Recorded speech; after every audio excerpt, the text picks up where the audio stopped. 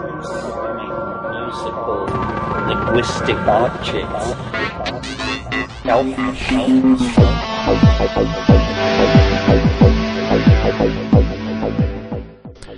Greetings from Cyberdelic Space. This is Lorenzo, and I'm your host here in the Psychedelic Salon. And with me as virtual hosts today are some fellow saloners who either made a direct donation to help with the expenses here in the salon, or who bought a copy of my Pay What You Can audiobook, my novel, The Genesis Generation, whose proceeds also go to cover some of the costs of these podcasts. And these kind souls are Auden P., I think I'm pronouncing that right, A-U-D-U-N, Auden, I'm sorry if I'm mispronouncing it, Auden P., Roy T., and Dwayne C. Also, I want to once again thank my dear friends and patrons Ron and Claudia, who have been here with me in the salon since even before my first podcast. And without their love and support these past years, well, these podcasts probably would never have taken place. So, Claudia and Ron, thank you again ever so much. And I should also mention that I truly appreciate all of the wonderful birthday greetings that so many of our fellow saloners sent to me via my Facebook page. In all my life, I've never received so many happy birthdays, and in fact, you made me feel so good that I've decided to hang around again for another year or so, just so I can have another big day like that. And I again want to thank Peter Gorman for providing this recording for us to listen to here in the salon, and also to Hector Glass, who helped Peter rescue it from a hot Texas garage and then digitize it for us. So thank you both ever so much. It was really a great feeling for me to get to hear Oscar's voice once again. I really appreciate that you guys sent this to me. The person I'm talking about, of course, is Dr. Oscar Janaker, who moved on to his next trip about, 10 years ago this week. Now, in case this name is one that you aren't really familiar with, by way of introduction, I'll just give you the headline. During the years 1954 to 1962 or thereabouts, Oscar, who was a Los Angeles psychiatrist, gave LSD to somewhere around 1,000 people, including many celebrities like Cary Grant and Jack Nicholson, just to name a few. It was really a monumental amount of early psychedelic research, and to state the obvious, no study even close to it has ever since been attempted. So you can probably tell that I'm really excited about today's program, as it features one of our elders who I was fortunate enough to get to know slightly during the years that turned out to be his final years. And what we are about to listen in on is a telephone conversation between Dr. Oscar Janaker and Peter Gorman. And Peter conducted this back in 1993 while he was working on the High Times issue commemorating the 50th anniversary of the discovery of LSD. And on Peter Gorman's website, which I'll link to, you can find a copy of the interview that Peter did with Albert Hofmann for that anniversary issue. But I've done several searches and haven't found the other essays, including the one about Oscar, that this interview is for. And when I get a chance, I'll ask Peter about this, but since this is the 10th anniversary week of Oscar Janaker's death, I thought that, I'd get this out without bothering to track down that information for you first. Now, the reason I've given you all this background is to kind of put the beginning of this interview in some kind of a perspective. As you're going to hear in just a moment, at the time this interview took place, Peter was talking to a lot of people while preparing for the High Times edition that would feature articles about the discovery and the early days of research with LSD. So the tape begins right where Oscar is in the middle of explaining to Peter why he most likely won't be able to get anyone from Sandoz Labs to talk to him about the story he was working on. My reason now for leaving this little bit of pre-interview banter in is to remind our young saloners who are just now entering into the world of big science something that we've all learned elsewhere in our lives, and that is, it doesn't matter how intelligent and sophisticated a group of people are that you may work with or play with. In the end, we're all humans who are struggling mightily to control our egos. And can you just imagine what the world would be like if we didn't at least try to hold these petty tyrants in check? Even though I, for one, seldom succeed, I should add. But enough of my ego talking here. It's time to put that little fellow away for a while and join Oscar Janaker as he tells Peter Gorman a little story about his own frustration in dealing with Sandoz Labs. The president of Sandoz International in Basel finally reached him. He said they had a policy of not contributing anything to their scientists because they had employed such distinguished people they'd have a list a yard long. So that's an attitude. So I said, well, is there anything you guys can do for us? And, no, but we wish you luck and so on. So if you're looking for anything from them, I don't think you're going to get much, though. Just a thought. I was trying to nail him personally, you know. Who, Albert? Yeah. Well, Albert, yeah, but we had talked with Albert in the past, and he said that he might go to Sandoz for some kind of whatever, publicity funds to commemorate this, but after what I heard from Eklund, I don't know that they're out to, in other words, he said if we show any preference for one of our people, the others will get very jealous. Can you imagine this I'm talking to the second in command of the Sandoz, who tells you this. Well, they take themselves pretty seriously, I suspect. Yeah, well, you know, so I said, you know, these men, I said, they'll be jealous. I said, well, you should be proud of the people that, you know, that are working and work for you. He said, well, on one level, he said, on another, he said, we have to keep peace in the family. I said, well, that's okay. Mm-hmm. So I just wanted to... Now, Albert may have some way of doing this that I don't know, but I'd spoken to three. I spoke to Sandoz America, the head of that, and then these two people in Basel. And so I don't know whether they're going to be of much help. Well, I suspect I'm not going to get anything. If you're not going to get anything from them, and they know who you are, I'm sure I'm not. I pulled all my weight, gave them all my credentials. They thought it was an awfully good idea, but they're a pretty tight-fisted group, I guess. So maybe he says that they'll incur jealousy, which never occurred to me, frankly, if they help one person over another. So there may be, you know, there may be another door to get into, but I don't know, you know, other than that, what to do. Yeah. Yeah. So how could I be of any help? Well, I am, not to be too cute, but basically the story that I think is key to this is to paint a window pane picture of the LSD experience. So I've been in touch with people, a number of people, and hopefully the list will grow from the different areas of LSD experience. Some like Tim Leary and Ram Dass, just you know, who put it out there, and some new researchers like Rick Doblin. And Humphrey Osmond, if you want to talk about... I'd love to be able to talk to Osmond. There are several generations, and I'm sure I don't have to tell you how this is structured, but there have been several layers of people that were responsible through the years for their work in one way or another. And that's on one definition. The other is on the people that did the laboratory work and kept relatively quiet, and those that were doing clinical work and were out in the front with people. So if you want, generally people ask for the pioneers who were with people, not the pioneers in the laboratory, because they constitute a different group. So if we break those down as to, say, all those before 1960 or 62, you still have a long, thin gray line of about 12 or 15 people left who were active, reasonably active during that period. I'm just breaking it down for you. I hope I'm not at all. Giving Please. you too much information that you don't need. Talk. Those are the key points. Then after that, oddly enough, Leary and the others come later than that first group. Sure.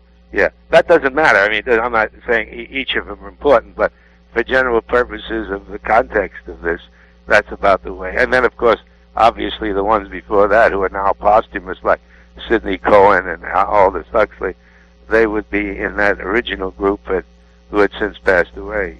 Right. So Laura Huxley's on my list. Laura, good. Laura is involved, and I'm of the older statesmen, so... Right, and Stanley Groff has promised to contribute. He's you know, and I'm hoping he will. Yeah. I'll have no problem with that. And Nina Gravois suggests, she said, well, you're not going to leave out Stanley Scrivener, are you? And I said, I don't really know who Stanley Scrivener was. And he said, well, the Dream Lab. And I said, oh, okay, I've read about the Dream Lab. Yeah. So I'm trying to get you know what I mean? I am trying to do, the actual people that worked in LSD, I'm sure you know, they say 6 or 8 people, of which in the world, maybe a dozen or 12 left. There are about 5 or 6 in the Americas that would include Humphrey Osmond. Let's see who else is left. Stan Groff, for example, I think would be one of those heavy hitters. And there would be a man named Walter Houston Clark and a chap named Schultes, who was at Harvard. Richard Schultes is a pal of mine. He's actually become... He's a dear man. He's one of the nicest people. I've known him for years, and these are the old-time pioneers, the ones who were in the fire. And so from then on, of course, it's anything, you can deal with anything you need. But those are the people, and I might make a modest suggestion that you get the oldest ones first. Because I don't know how many of us are left, But that's about it. Cappy Hubbard passed away. Avram Hoffer is another one of the old-timers who isn't too well known. Well, are you going to entrust me with a couple of phone numbers that I don't have for some of these people? Absolutely. They'll be the arbiters of what they want to do. On the non-scientific side, of course, there's my cousin Alan Ginsberg. Alan is my we cousin. spoke yesterday. I didn't know he was your cousin, but we spoke yesterday briefly, and he said, "I'm just leaving the office. Of course I'll do it, but I'm leaving now. I'm leaving now." This is the most cooperative, wonderful human being you've ever seen. And the other one is Ken Kesey. Ken I got yesterday. It's the first time he's ever talked in LSD. Yeah. I mean, in High Times. Yeah. He's been quoted. He's been et cetera, but he has never, since 1980, when High Times went through a real bad period of just celebrating a lot of bad stuff. Yeah. And we're the new crew in the last few years. Yeah. We're trying to pull it back together. And, that would be good. We need the best image we can get. Did you see 48 Hours? Yes. Okay, so you can see that weird mixture of what the ambivalence is so evident in that film, Certainly. They don't know where the hell to turn, but at least we're getting some modestly good response. Right, and we've got, and by nailing a few people from the writing community, like Peter Stafford, I got him, and Sasha Shulgin, of course, as an inventor. Are you staying with the Americans? Well, there are about 4 or 5 in Europe that still are that same ilk, the heavy-duty people who are associated with the origins and the first times, like Lerner and Hans Carl Lerner and Bastians and Sanderson in England. Those are like the 3 left, the lights that are left. Well, I'm relying on people like you to steer me to the next group. Oh, so sure. Each person gives me, if I get one extra number, my list is now got about 35 that's about it. people. So I think I'm giving exactly what you want. And I think that of the Americans, I think, fortunately, we don't have to spend too much time because there aren't that many. But I think you've pretty well got a feeling for who those guys were.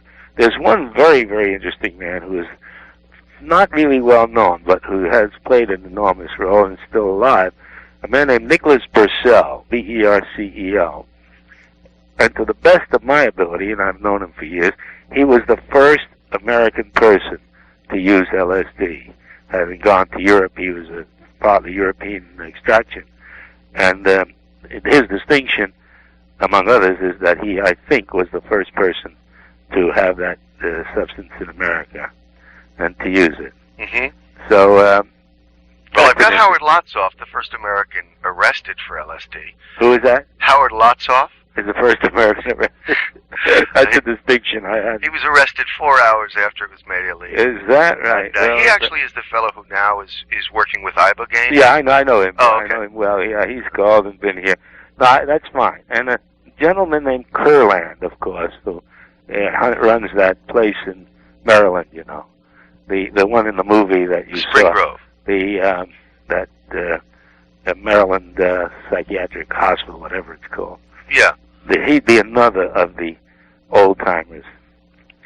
So we're talking Kurland and Humphrey Osmond, of course, and Laura Huxley and myself and Stan, what's his name? Groff.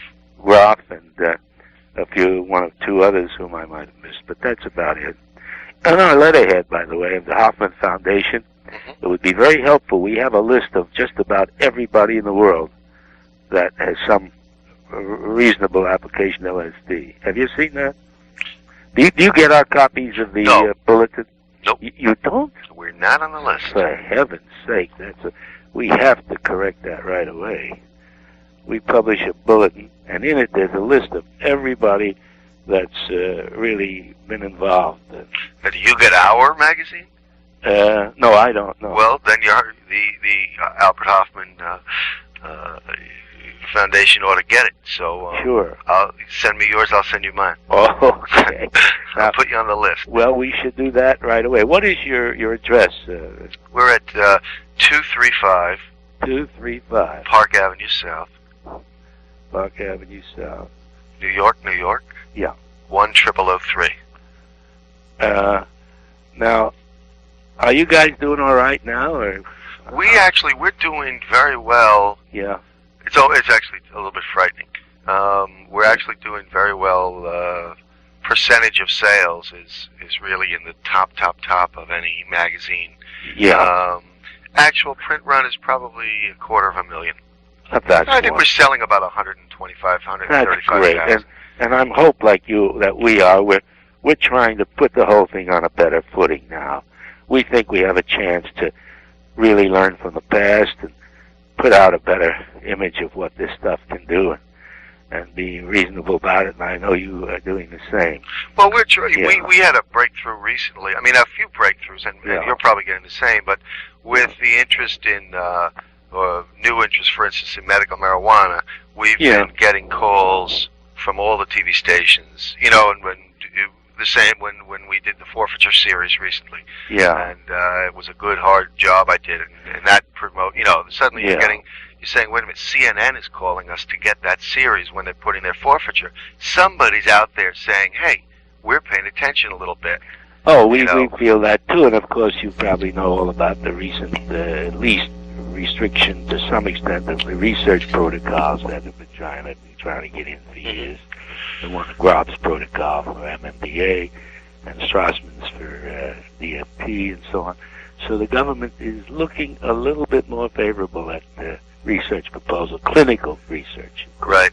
That's very important. Yeah, and then and then the marijuana thing, the other end, JAMA just commissioned and accepted a piece from me on medical marijuana. Good. Which is for them to come to High Times. Good.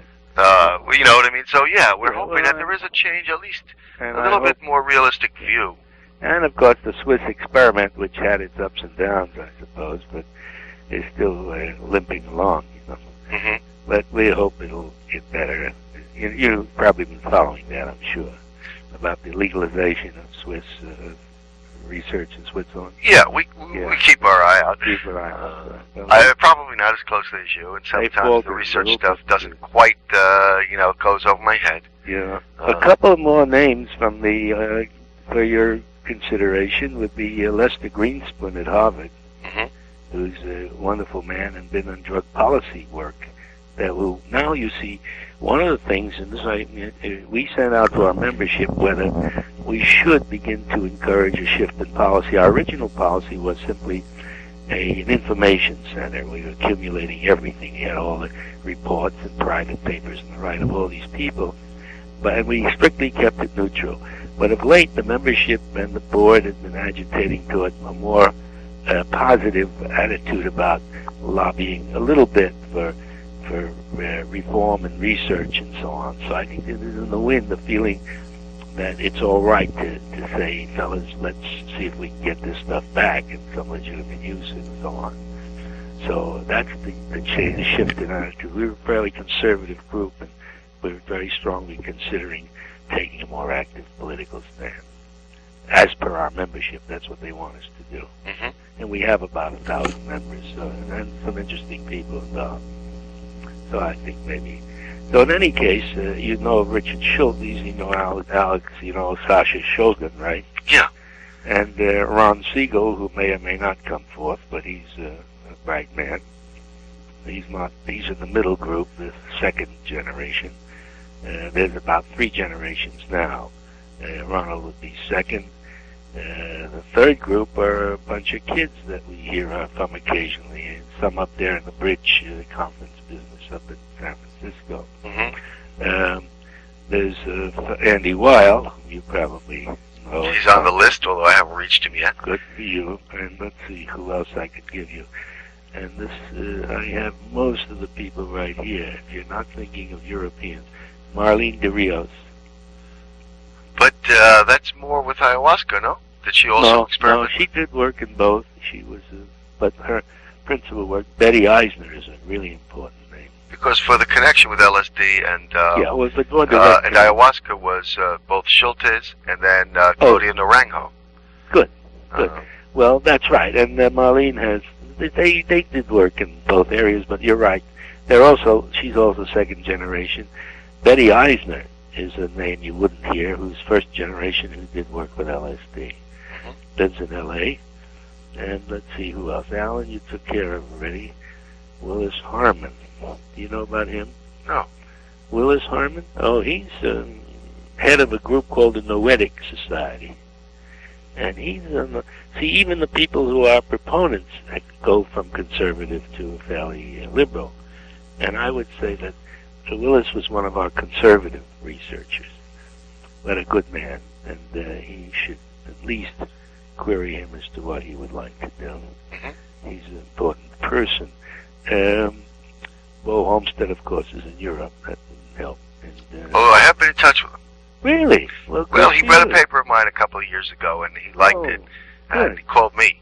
Yeah. And, so now I've tried to stay in contact with him. Very good guy. And I mentioned Walter Houston Clark. You may not know too much about him, but he was a professor of religion or philosophy or whatever, and has been a force. He's an older man by now. My only religious take is Rabbi Zalman Schachter. Yeah, fellow. In where, in San Luis Obispo? No, he is. He took 215. Where's the 215 area?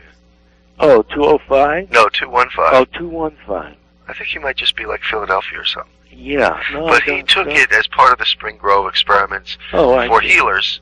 Oh, good. And no, religious. that would be of interest. No, these are some new names. So I wanted to get him as part of the group that would say. When you talk to them, tell them the foundation would very much welcome their correspondence. Okay. That's good. We think we've about collected everybody, but we never know. Have you been in touch with Gene Houston and Masters, those guys? No. You know, really? Uh-huh. Well, I mean, my list is fairly short. I see. Well, I don't know. It's about 30 people. I know I can't really, for this piece, if everybody gets one column, that's 10 pages. I'm sure. But in any case, for your own record, Jean was a very active and very fine lady. Gene Houston, they wrote a couple of books on the subject. The Master Gamers, I don't forget now, but they're okay people. Masters was his name. I met John Lilly, of course, but he's not here. He's in Hawaii.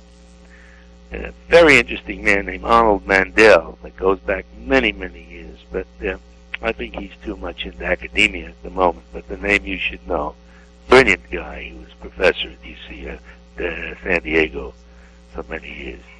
And Dennis and Terrence McKenna, whom you probably know. And Terrence, unfortunately, called back one day to say, Peter, I'd love to contribute a bit for the LSD, but I'm going to Mexico now. So he just left for Mexico, and I got the message shortly. I was out when I got the message, and I got back a few hours later, and he'd already left. So. Well, Ralph Metzner, you probably got hold of. And, of course, you mentioned Claudio and David Nichols. Humphrey Osmond, Ram Dass, let's see. No, Ram Dass, I put a call in, but I'm trying to get through his secretary, I guess, Marlene. Yeah, Ronald Sanderson, who is in England, and the chief guy there. We mentioned him. And can you give me some of these numbers? Let's take them. If you got. I will, one more. And David Smith. David Smith, that was head the clinic up there in San Francisco. Myron Stolaroff, who you may or may not have heard. He's also a really good guy and contributor. And finally, down to the wire, there's Charlie Tart and a guy named Ungerleider, who's UCLA, Andrew Weil, and finally Richard Jensen. So these are an assorted lot, of which, as I say, about 7 or 8 of the people who were there from the beginning. Okay. Now, can I talk to you? Sure. And the talk to you is in this, series of people that I'm collecting. I'm basically because of time constraints, I really would love to do full-length interviews with everybody. We can't. So what I'm trying to do is just compose from the different people a kind of a picture window for some of our readers. To look through to see the experience. So, you worked in psychotherapy early on. Yes, I did. You have your own experiences with LSD. Yes. And so, if you would, I would just like you to tell me about your work. Tell me about the positive and or negative aspects of it. Well, would you want to do that as a telephone thing, or you want me to write something for you? Or? No, I'd like to do it on the phone. I'm kind of putting everybody on the spot. Mm-hmm. I will fax you. Yeah. The copy before I give the copy to anybody else. Well, if you know what I mean. My experience, very briefly, in a very factual way, began in April of 1954 when I first took LSD. It was new, and it was the effects of it were relatively unheard of, and the response of the experience I had was one of enormous sense of something. Some aspect of reality or some sense of my perceptions that I was not able to easily access. Something was coming out of me, something where I was being able to relate to that was larger than myself, some larger picture. And I was frankly somewhat astonished at the fact that I myself was dealing with feelings and perceptions that I was hardly aware of that I had. And that was quite a shock and a surprise. And from that, I vowed that I would go ahead and study this stuff, and this was in April 1954. And I went on and did an experiment that involved close to 1,000 people from all walks of life, in what I would say was the largest single experiment of its kind, which was to give LSD to people from a variety of occupations, education, a cross-section from all walks of life, and to give them a naturalistic experience that didn't involve hospital rooms and consultation rooms and testing and the like, but to leave them relatively free in a pleasant environment, a nice living room, and a hi-fi and a little garden, and just quietly experience medicine, and at the end of that time to as quickly as possible tell us what they went through. And for that end, we had one or two people who sat by very quietly, and when they were willing to talk, they took down everything they said, and we accumulated. We had given it finally 2,500 times. In other words, several people have repeat trips. We had those number of records of reports of people who had gone through the experience in this kind of naturalistic way, let's call it, or unencumbered way, and told us about what they experienced.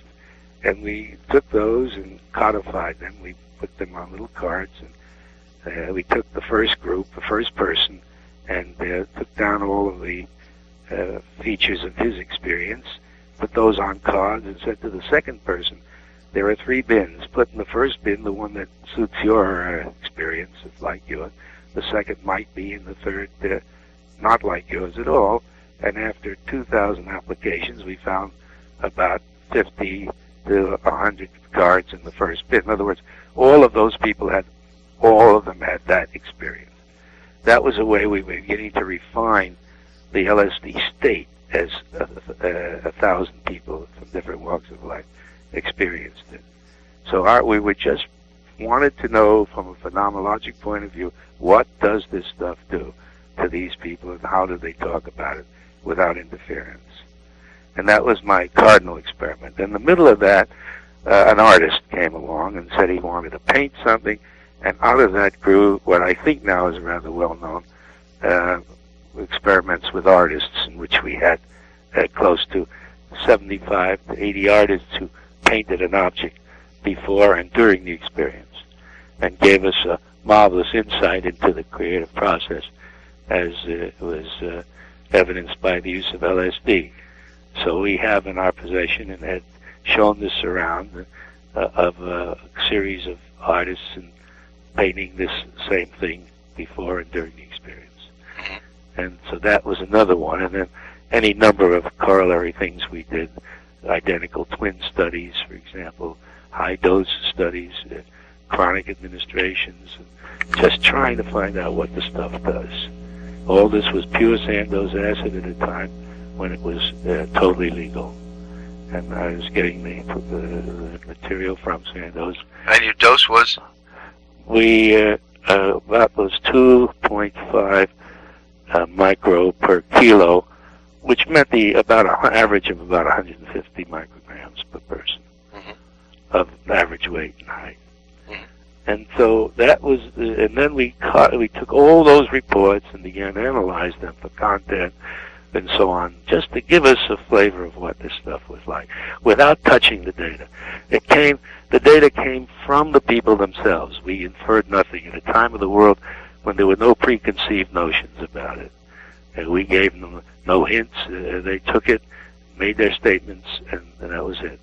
And then we analyzed what they did and felt against their backgrounds, against their age, their education, and the like. That was a formidable experiment. And that basically was what I was involved in. And then after that, they sort of took all our stuff, and we couldn't work after that in 1962. They came in, before the bans, by the way, before the legal ban. They simply came and confiscated what we had left. The FDA did that, and I think that was a move to sweep all the LSD out before they made it illegal. Because they were afraid, I think, that maybe they would hide some of it or something. Yeah. So that's how that worked. Who, just one thing that in my head, your first sentence, then you took it in 54. That's Who right. turned you on to it? Well, I was a teacher at the university, and one of the students invited a guest, a young man, who came to hear me, and I had a lot of guest people. I used to lecture a lot. And I was lecturing on the changes of consciousness that the primitive, quote unquote, native people used in these various substances like ayahuasca, the magic mushroom, and all this kava. Excuse me 1 sec. Let me get rid of this code. Yeah. Hi. Yeah. So it was came with with a medical student, and they sat, and I was lecturing at that time. I was, even before LSD, interested in the peyote and strange plants that do funny things to people's minds. And he said that he had something which might interest me. He had been to Europe and brought back some. It wasn't that difficult then to obtain it, and he was a gentleman who later on went on to be he was an engineer, went on to be a physician. He wasn't in the mainstream of the drug-taking group or whatever. So your first event was in the comfort of a house surrounded by sure. people that you were comfortable with? Bet. That's a good point. It was I knew instinctively it was my home in Lake Arrowhead, a beautiful home there, and I just sat there quietly with them, another couple, and myself and my wife, and we all experienced it, yes. It was a good surrounding. So I started under pretty good auspices, I'd say. Yeah, well, I think the right auspices, and I think it's one of the problems that kids sure. experience before and now, yes, is the wrong time, wrong place. Oh, sure, and I think so much is laid onto that. And another thing that really bothered me, which was so typical at 48 Hours, they say, well, this guy had 500 hits of something, and he had these perceptual disorders, right? Number one, 500's an awful lot to suddenly decide that you're going to get hurt from one shot of LSD. And the second is nobody knew what he took, because anything that you took after 1965, 66, 7, or whatever, you had to know what it was. There was no, for our purposes, it could have been anything that people took after that. There was no quality control. We didn't know what they took. So on 100 talk shows I've been in, God knows how many, people will forever say to me, well, I did this and so, and it worked out. I said, when did you take it? Yeah, this and that. I said, how did you know it was pure? Well, it was told it was pure. Now, it may have been, but that's a very moot point. Bits and pieces that have trickled through. It was just stopped. All those supplies were given to the U.S. government. So that point is never made. That, first of all, he has 500 experiences of what? And 500 experiences of some unknown substance, and then he has some condition. Well, good luck. Well, even I mean, it seems to me there's with any experience, not to diminish your point at all, but a different point is that with any experience, particularly those that take you closer to an outside edge of some sort, expand you, whether it's falling in love or deciding you're going to race a car and see if you can do 140. Climbing Mount Everest. Exactly, you are going to come out different. Absolutely. And it's, to me, it's not the fault of Mount Everest if you fall off. It's your commitment to climb it that resulted in, you know what I'm saying? So even if it's even if the public perception is that it's the LSD experience that pushed the occasional person over the end, and I don't know very many people who were pushed over the edge by any substance that we'd call drugs, particularly the psychedelics. I mean, I've heard some Indians, when I do Native American church ceremony, occasionally somebody will say, "Oh, well, no, that's Native American church. Everybody goes crazy." And I'm like, well, where are the crazy people? Do you just put them in a hole? We know that very well. In fact, when long of the stuff was on the cutting room floor of 48. By the way, they spent the whole damned afternoon here, wasted my time. And, I kept saying to them, why this man who was a total idiot said, why did you carry Grant? Did you realize what you're doing? Well, you saw that. Yeah. And my answer is, listen, let me tell you something. LSD, like anything else, is an adventurous experience. It's a discovery experience. It's something you do at some risk. Not everybody's committed to go to Everest. Not everybody's going to go in the Serengeti and shoot lions or whatever you want. I said, these are risk-taking adventures. There are people courageous and adventuresome enough who are willing to do it. And when you do it, you study your risks, don't you? You don't go up into the moon, naked and barefoot. You don't do any of these things. You use reasonable caution when you take any kind of adventuresome risk. And as far as Cary Grant and the rest, let me tell you something. These were bold, adventurous, and curious men. Just because they were movie actors doesn't mean, in fact, that was why, in a sense, that a guy like Jack Nicholson, because he had the curiosity. These were not just peer pressure. These were people who were under different circumstances would take other kinds of risks for adventure. This point is never made, you see. These are adventuresome things. These are exciting, adventuresome possibilities, not for everybody, and to be prepared for as much as one could possibly prepare themselves for it. And those are the circumstances. And if you fall off, and you're climbing barefooted, then it's shame on you. Now, I realize that unless some people have restrictions, even at Everest, I hope you understand, there's so damn many people going up there poorly prepared that the government has posted an inspection station. By the way, it's a nice metaphor, for the thing. Yeah. They don't want just, because everybody says, well, I'm going to climb Everest. So they go up there and fall down from exhaustion about 3 miles up the slope. The lower. Sure. Yeah. So that's what we're talking about. Now you could say, well, objectively, what are the dangers? Well, objectively, we could tell you. But that's nothing to say that Everest is shrouded in snow and that it has low oxygen and the like. Sure. But the rest is up to you. On the chromosome damage, we did the 3 papers that exposed the fact that there was no chromosome damage. They came out of my laboratory. Have you, how about the myth of the elephant with the 3,000 doses? Well, it's not a myth. It actually happened. Okay, I can't nail that one down. Tell me about it. Huh? I can't nail that one down. Tell me about it. Oh, sure. The guy with that, who's formerly head of the UCLA psychiatric department, well, I can't think of his name at the moment. He gave it to an elephant. You'll find it, by the way, in news clips. You can get it from the newspaper. Time magazine ran it about, I don't know, the appropriate number of years before. Your research people can pull it right out, by the way. They'll have no trouble. But he gave him, why he did this was real stupidity on my part. But he lost his one experimental subject there, the elephant. What was the autopsy on the elephant? Well, they claimed that it died of some suffocation or some obscurity. You can't do very much with an elephant under LSD, but it was something that equated ultimately to elephants are unusually sensitive to LSD, namely on the basis of one elephant. And was the dose indeed 3,000? The dose was, yeah, oh sure. At what, 150 mics, 250 mics? No, you mean how much did the elephant get? Yeah. Mean? I don't know exactly, but he got some whopping amount, yeah. Mm-hmm. But you know LSD is one of the safest of all drugs. Well, I can't find any other deaths There is directly no, related. I have in all my experience, and believe me, it's considerable, of a person who died from the physical effects of LSD. Not the mental effects, I won't tell you that, but from the physical effect. In fact, you can't say that virtually about any other medicine. You can die of overtaking aspirin, God knows what, and drinking too much water.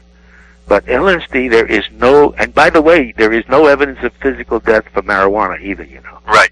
I know, I researched that at one time. I went to Jamaica and all that kind of stuff. There just isn't. So if you're going to commit suicide, I would suggest you try something else. Mm-hmm. Yeah. Now, this is true. This is hard fact, by the way. Yeah. Yeah, this is. Now, what about in your own experience? Now, I'm talking about pure LSD, by the way. Let's make Right, we're not talking distinction. about when somebody messes around and adds No, I don't know. See, again, I'm going to tell you, on every count, people like you should know this and do this. When did you take it? Did you know what you were taking? You took LSD. When? Well, what was it? Who knows? Who knows? It may have been, but just who knows, you know? Mm-hmm. Really? Okay. In your own experience with consuming LSD, Sure. anything... I took it 13 times, by the way. 13 times you Yeah, took. right. Yeah.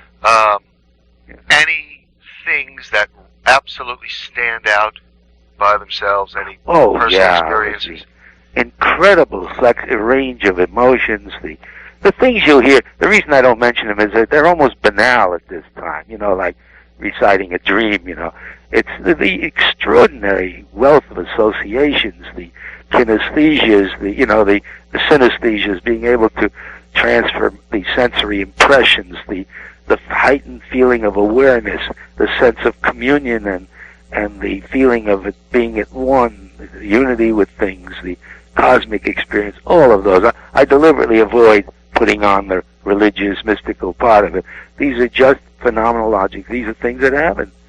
What they meant, where they were going, was of second consequence. First, it was just the feeling of it.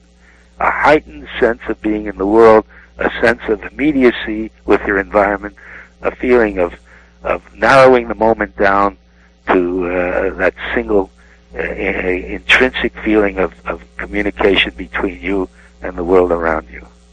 Those kinds of things, which we've known for so many years in different words, different expressions. Mm-hmm. Yeah. And also, not last, but certainly not least, is certain kinds of access to certain feelings and memories that were, in effect, hidden from me prior to the experience. Any regrets or from your personal use, not your experimental use first, but your personal use? No, fine. For my personal use, none whatsoever, none. And incidentally, I'm going to digress from none of the old-timers, the people I trust and respect, have ever said to me one time, and by the way, I have a film of that, which was the only film of its kind, a meeting with these people, said to me, I'm sorry I did it, it was a folly of youth, it was this and that. Nobody has recanted, in my impression. Nobody, that doesn't mean they didn't they didn't want to go public, you understand. Sure. Or that they had reservations. They certainly did, and they had very careful, conservative opinions of how to use it, but none of them recanted. None of them said, this is a mistake, this is a folly, this is an illusion, this is meaningless, this is trivial, nothing like that. Mm-hmm. Nobody. In my impression, and I've been in touch with just about everybody in the world on this. You just read the foreword to both Storming Heaven and Acid Dreams, and I was really coached and mentored both of those books, by the way. I'm sure. I'm sure. And Marty Lee is supposed to get back to me today. Yeah, Marty's a dear, sweet friend, and yeah. But I only say that because I want to acquaint you with the fact that if there were such disclaimers, I certainly would be interested in those myself, you see. Well, I don't find any. But I definitely, in collecting this information for this particular piece, I want people to know. Yeah. There are people like Anne Shilgam, where she says, given my preference, I'd rather not be picked up by the scruff of the neck Oh, with sure. LSD. I'd rather be walked into the experience of by course. Well, peyote. yeah. And, you know... But those are just comments about how the thing should be done, not whether it should be done at all. Oh, I can't find anybody who is. But I was asking you because maybe you were going to tell me a story that I never Well, I heard. would be happy to. And I've dealt with some very conservative people who perhaps would never do it again or didn't think what that did to them was that remarkable, but they never felt that it was totally something that they wouldn't do or were sorry that they did. Mm-hmm. No. There may be a lot of people who felt that way, but had different kinds of experiences, but not in my estimation, or the people I knew. Yeah. Now, let me switch. By the way, this proposes a peculiar problem in dealing with this. I can talk to you this way, but if I talk to anybody in the media, which I have, I can assure you any number of times, I've been fighting this battle pretty much for a long time, and sometimes in the dark, that they will say, well, you're an apologist, all you want to telling me all these good things, and so I have to be very careful of telling them what I feel is the truth of something, because it sounds too good for their purposes. Yeah. And hold on one second. Sure. Hi. This is Tom Lytle. Do you know Tom? Oh, yeah. Yeah, okay. So he was doing a story on the 10 myths for me. By the way, this isn't to say that that it is a powerful drug. I even as I say it, I sound kind of like a sort of a Olympic disclaimer. But this is a powerful drug, and it can hurt people psychologically. It certainly can. It's just the same as we go back to Everest. You can fall off the fucking mountain. Yeah. That's all there is to it. I'm not going to make any apologies for that. It is, you got to be prepared. You know that old adage about LSD favors the prepared mind. Yeah. That's the whole, you got to be prepared. I also think that each one teach one, which is how I was brought into it. Absolutely. And so without that in place, then you're going to get troubles, Mm-hmm. And we're not going to blame all mountains. Yeah, exactly. Good point. Tell me a little about the, I'll tell you what, you are so clear, so well spoken on this, that I'm feeling like, hey, let's just, turn this into instead of, reduce it to one column, let's fucking blow this up to the fucking future interview. I'm not kidding. You're sharp as a tack. Yeah. But tell me a little about the Hoffman Foundation. Oh, good. About 3 or 4 years ago, it occurred to me that out there in the world was floating all kinds of valuable stuff, memorabilia, ephemera, pieces of paper. Stuff will never be collected. Nobody seems to know what quite to do with them. Everything to do with that rich, incredibly interesting period of the 60s that had to do with drugs and so on. And there was no concerted effort. The first people that did was Fitzhugh Ludlow Library, to a couple of friends of mine decided to collect these books, but nothing, they hung around, wound up in a warehouse in boxes. It needed money, it needed a certain kind of direction.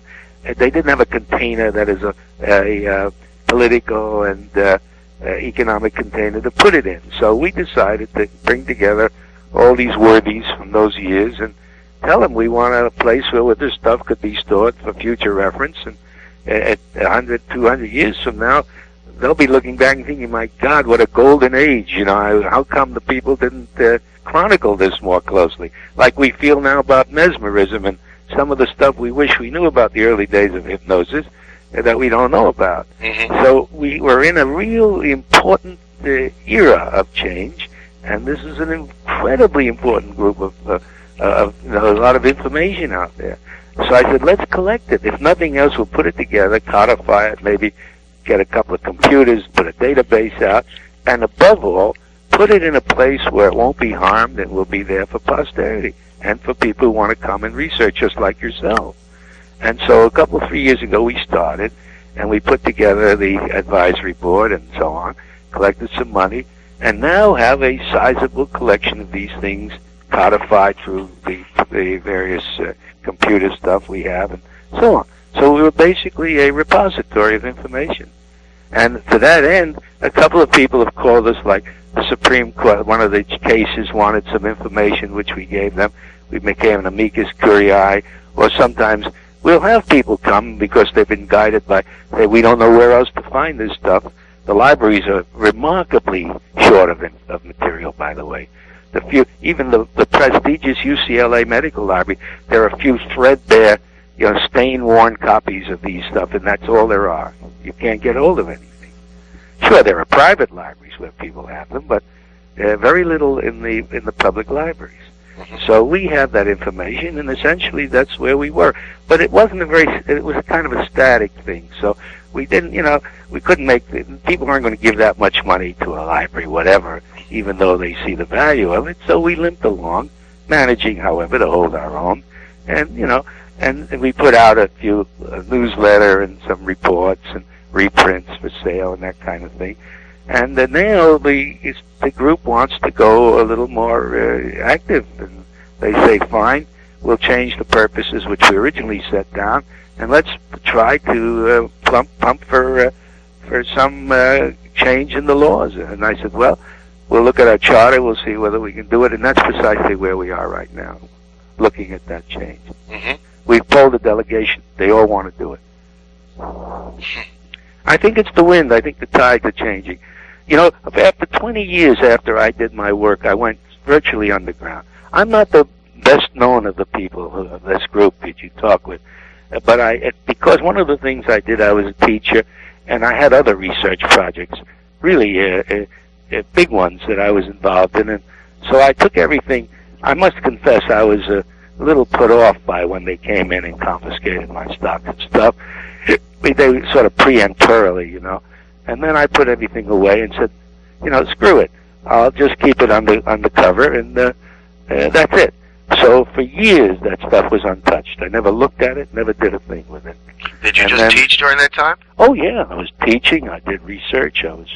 I taught a couple of thousand medical students and residents and God knows what. In what field? Psychiatry. I was professor of psychiatry at UCI, University of California at Irvine. Mm-hmm. And so I did all that and had a lot of good, interesting research projects. Our team was one of the first that found a biological marker in homosexuality, for example. We did work on premenstrual depression, which is another subject that's a little off the track from LSD, and all sorts of things. So we were working along those lines. And then in I guess it was middle to late 70s, there was a little activity up north. I think in that case Peter Stafford and his group, and Peter's an odd fellow, and he invited Albert to come, and there was a sort of renaissance, a sort of a re-sparking of this whole thing. And I began to feel that maybe it was time that we took some of the wraps off. But it had an incubation period, about a 20-year incubation period, a little less maybe. And then when UCLA wanted me to talk on creativity, I said, well, I'll do it on condition that you let me mention these horrendous drugs, these drugs.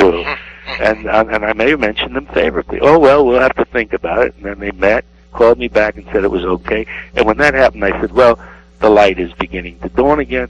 Went there, lectured that evening on the use of LSD and creativity, and got a standing ovation, and I realized that maybe some of the old rancor and the old finger-pointing and blaming on it begun to disappear. That was a great moment for me, by the way. They were young kids, and so I thought maybe the new generation isn't carrying some of that. Now, look, I'd like to make my point clear, that if I were in high place in government, I'm going to tell you, I would close it down, too.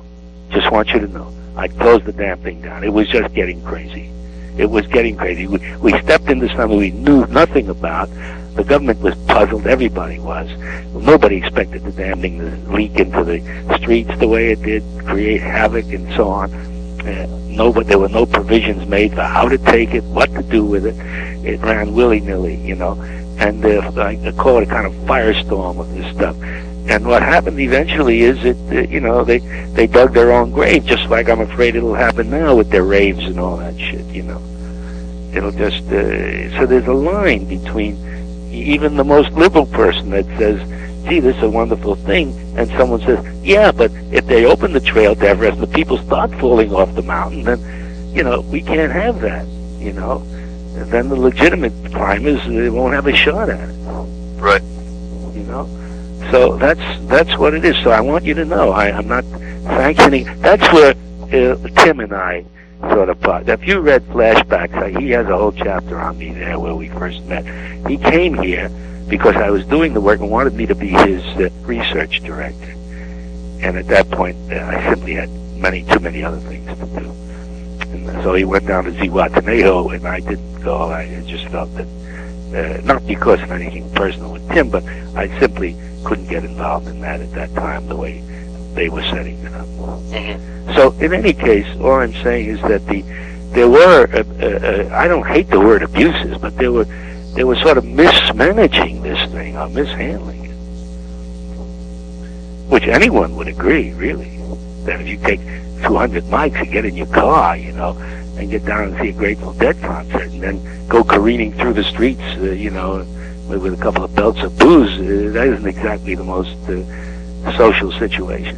No, but don't you think some of that is the fault, or could some of the fault for that be laid on the, let's say, the educational system? Oh, absolutely. Which, by just telling us don't use it, denies us the information. Oh, of course. Well, but you see, that's after the fact. You see, that's post hoc, because at that time, who would say, what are you going to educate people to do?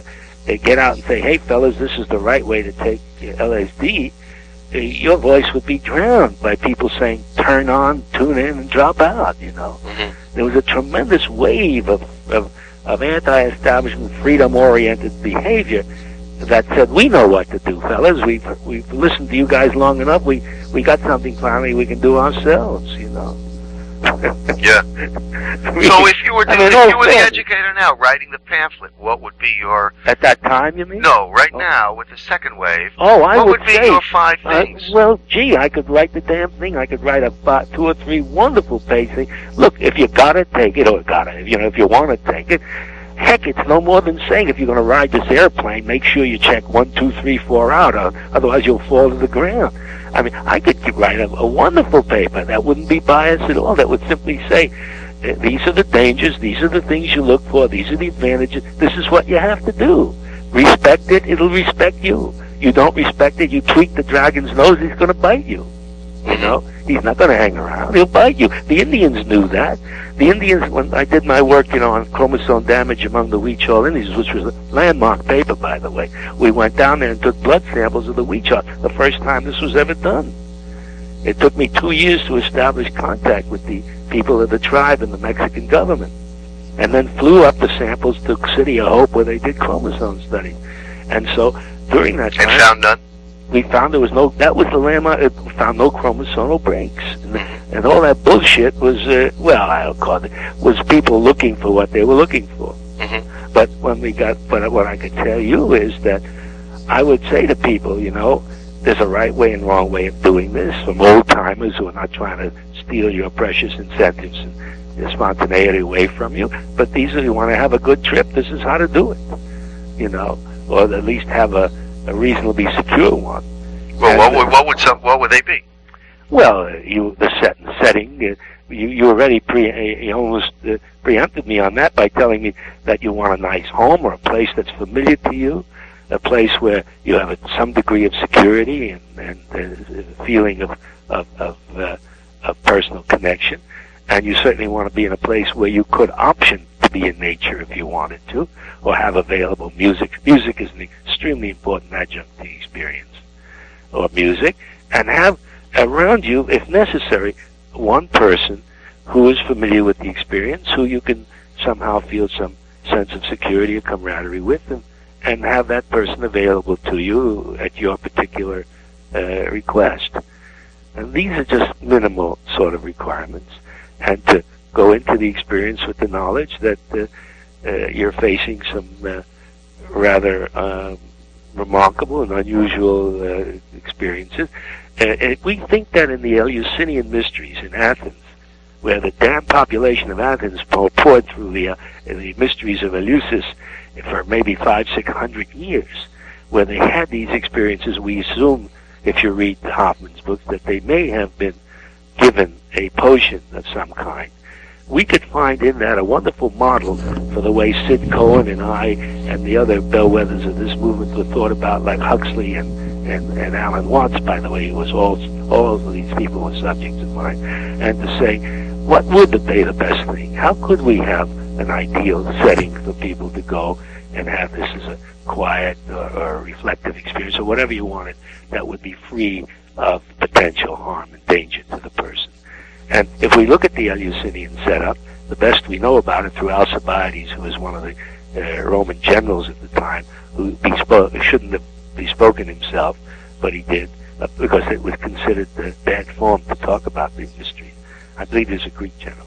In any case, the setting was one of serenity, calm, peacefulness, and I think there may have been music for all I know, but it's very much the same. And these are some of the considerations. Well, I certainly find with my work in ayahuasca in the jungle that people often say, I had several experiences, and people often say, well, can I pay you to come? And I always tell them no. You know, first of all, just because I think that's the wrong way. I think when they're called, they'll find their way. Sure. But secondly, sometimes people tell me, well, I flew to Iquitos and I found this, curandero that afternoon and had ayahuasca, and I flew back 2 days later because it's a horrible place. And my feeling is like, what a strange way to take it. Oh, sure. My guy is like a couple of days on the river, then another little day in the canoe. Oh, yeah. Then I get there and he tells me I need a new floor. My hut, I'm so old. So you cut a floor, you make a floor for a day, and then he says, oh, my wife, she needs these vegetables. And then he says, you look fat, take a day, you don't eat for a couple of days. So here's a piece of fish. And, and then, 5 days into it, suddenly he's whacking the ayahuasca in the morning. And that night, after an additional day fast, you sit and he, and administers. And to me, the experiences have been extraordinary, and one is more extraordinary than the next. But all that many times he won't even serve it to me. All that's been corrupted too by the people pouring into Iquitos and all that, and getting their hit and running back, as you said. And a lot of the Ayascaros, the guys who give it, I tell you, some of them are unscrupulous enough to take advantage of that too. Well, so they're corrupting that whole thing. It's very, the American Express now includes an ayahuasca trip on its, in the Iquitos portion. It was ever thus, wasn't it, to take a ritual or some kind of ceremony and turn it into a fast food process? What can I tell you? It's nothing. Our television is an undigested gobs of stuff and so on. So we're bound and determined to, I guess the word is abuse it or mishandle it or whatever, So, well, you hope that the fad fades out. And that those people who are somewhat sincere will continue to work. You just, the unfortunate part is to watch some of the people who are sincere end up in jail for 20, 30 years. Oh, this is terrible. Another thing, though, that I'd like to point out, I think that whole experiment in the 60s had some salutary value in that we shook down an awful lot of things, and a lot of things happened. And my estimation is that at least 10 million people have had LSD at least one time, frankly, in the world.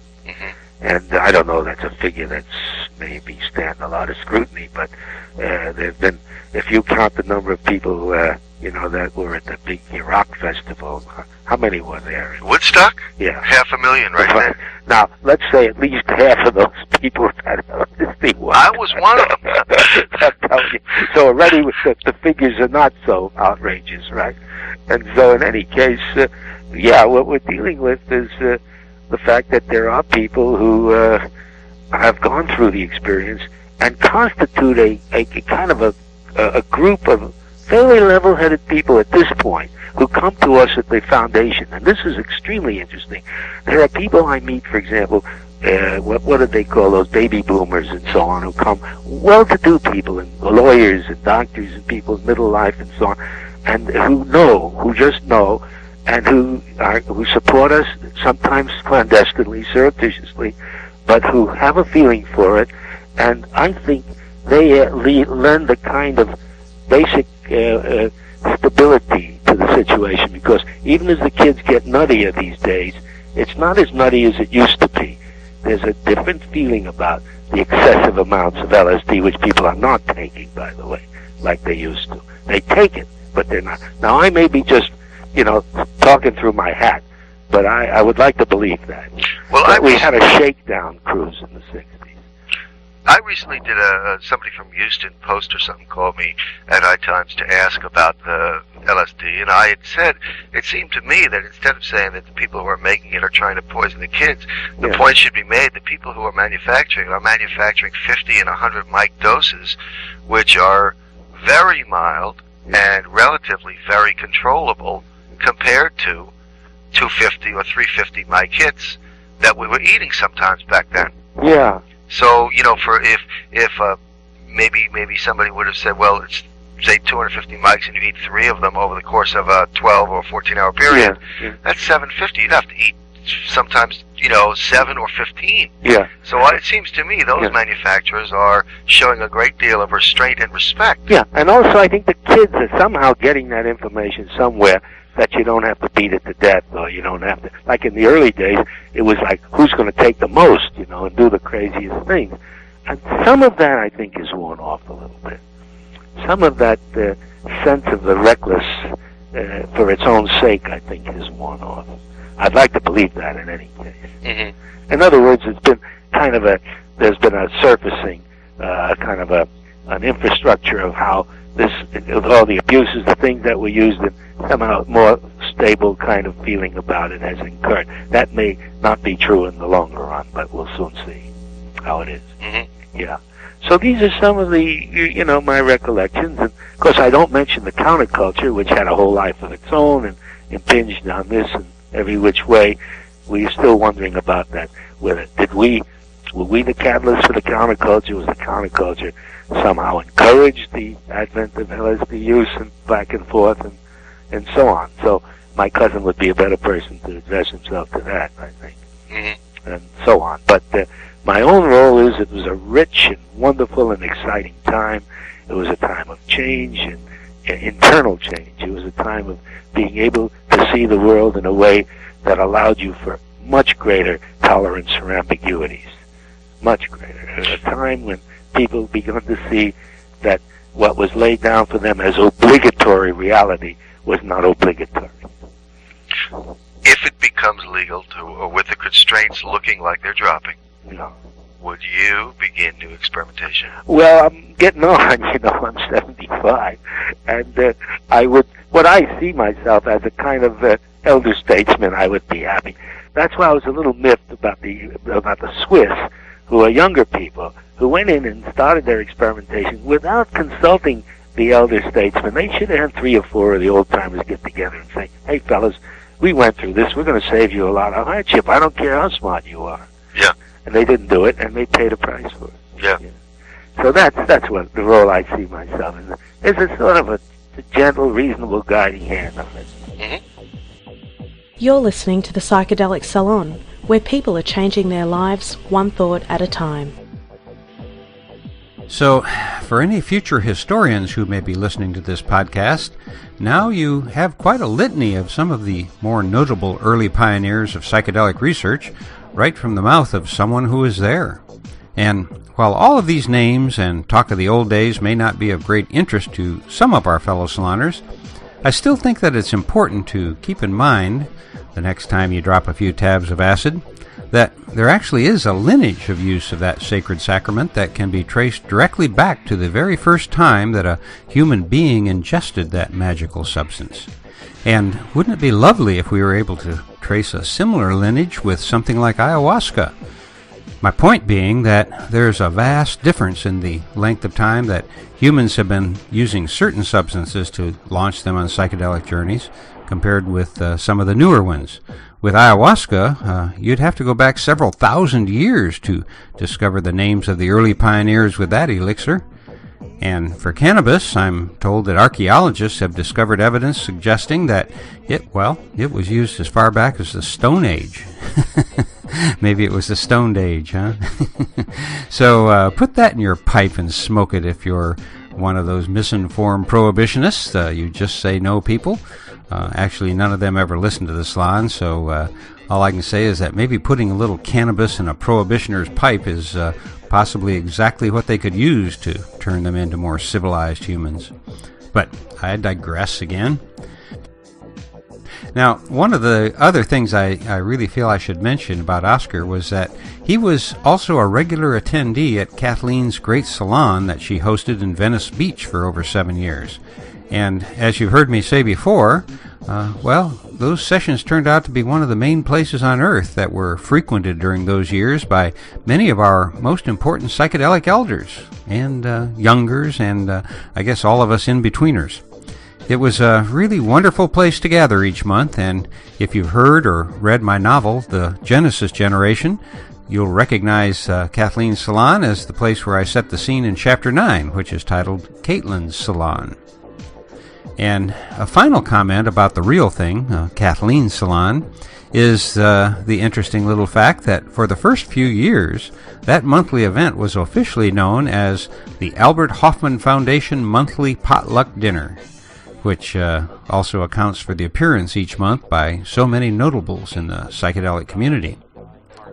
Now, as much as I'd like to continue down memory lane and talk about some of the great evenings at Kathleen's, there are two more things that I want to cover before letting you get on with your life outside of the salon. The first thing is that I've been receiving messages from some of our fellow saloners regarding what the corporate media is calling, and I quote, the Hacker Collective Anonymous. And I realize that this is way off topic here in the salon, but it seems to be on a lot of minds these days, and so I thought that I should let you know where I stand on this topic. First of all, I don't think of Anonymous as a collective, particularly a hacker collective. To me, Anonymous is an idea, and I'll tell you why I think that. Of all the actions that are being attributed to Anonymous, the one that has caused, by far, the most significant impact on the establishment is when they called for people to drop their PayPal accounts. As you already know, that call resulted in tens of thousands of people closing their accounts and ultimately costing PayPal's parent company to lose around $1 billion in stock value. Now, I may be wrong, but it seems to me that not very many of those 40,000 people who responded to that call are actually hackers. So, with that in mind, now let's look at what's been going on with the riots in the UK and the BART protests in San Francisco for just two examples. Although I've taken some flack from people for posting articles on my personal blog that explore the root causes of the rioting in England, and I agree that from appearances most of what took place there was criminal activity, I still stand by my position that nonetheless the so-called gentlemen who have control of power in the UK should be looking at the causes lurking behind this activity and not just try to fob it off as the work of gangs fueled by social media. As one young man over there put it, sure, it's much better to have peaceful protests, but until there were riots, the establishment-owned media never even bothered to come to their neighborhoods and look into the abysmal conditions that the government cutbacks have caused. The root of the problem, at least as I see it from this great distance, lie not in the gangs and the internet, but lie squarely with the government of the country and the dismissal of the working class by the wealthy establishment, who seem to lack all traces of empathy for those who weren't so fortunate as to be born into the ruling class like themselves. Now, back over here in the States, we see that the protest over the murder by the police of a homeless man at a San Francisco BART station has been twisted into a discussion about Anonymous and social media. And don't get me wrong, I think that most of what Anonymous has done is splendid. But I really don't understand how hacking into the BART website and publicizing the names and personal information of BART passengers gets anyone anywhere. In fact, I'm sure that some of those people whose personal information was made public also think of themselves as part of the idea we call Anonymous. My point being that if you consider yourself to be in tune with Anonymous, then I think it's even more important to become well-informed about what the politicians and banksters are doing to our world. But don't punish or irritate other working-class people like us, like you and me. It's the corporations and governments who are the bad guys here, not the law enforcement people, not the military, and not the average person who is working in a shop for a living or who is just trying to take a subway home after a long day at work. That's all. Just use your head and always keep in mind that it's far better to do something completely within the law, like canceling your PayPal account or boycotting a particular corporation. that's always going to be a lot more effective than doing something that's just going to strengthen the already too strong police states that most of us are living in today. And other than that, I'm going to try to keep my comments about these issues out of these podcasts, simply because there's already enough chatter about this coming from all other directions. But in the interest of full disclosure, although I am fully in tune with the idea we call anonymous, I have to admit that I was not one of the great people who dropped their PayPal accounts, simply because, even though the amount that comes through my account is small, it still amounts to enough to supplement my Social Security check and allow me a few luxuries, like wine and cannabis. So, I guess the bottom line is that while I can talk the talk, I don't always walk the walk. But my deepest respects go to those who do it so much better than me. However, I'm not completely a lost cause yet, so if you are at the 2012 Burning Man Festival next year and you see some old guy wearing a Guy Fawkes mask, well, please join him in chanting, "We are anonymous. We are a legion. We do not forgive. We do not forget. Expect us." But even before then, you can expect me, without the mask, on Orcas Island, Washington, which happens to be my very favorite place on all the earth. As you know, I'm planning on joining Bruce Damer for a workshop there, and also for one next June 15th through the 17th at Esalen Institute, and finally for the 2012 Burning Man Festival. Now, outside of those three events, my current plan is to make them my final personal appearances. At the Burning Man event, I'll be celebrating my 70th birthday, and that seems to me to be a good time to end my days of traveling around and speaking. Not that I've done much of it lately anyway. And the truth is that I'm feeling a little bit worn out and can think of nothing more enjoyable than being able to hibernate here in the salon and enjoy my old age playing with grandchildren. I am, however, greatly looking forward to getting to meet a few more of our fellow saloners in person one last time. And so if you are somewhere not too far from Orcas Island this October 1st, well, I hope to see you there. And for more information about that event, you can go to www.somaticrevolution.com. That's SOMATICREVOLUTION, somaticrevolution.com, where you can purchase a ticket to that Friday, Saturday, and Sunday event for only $45, part of which will be sent on to Sasha Shulgin to help with some of his healthcare expenses.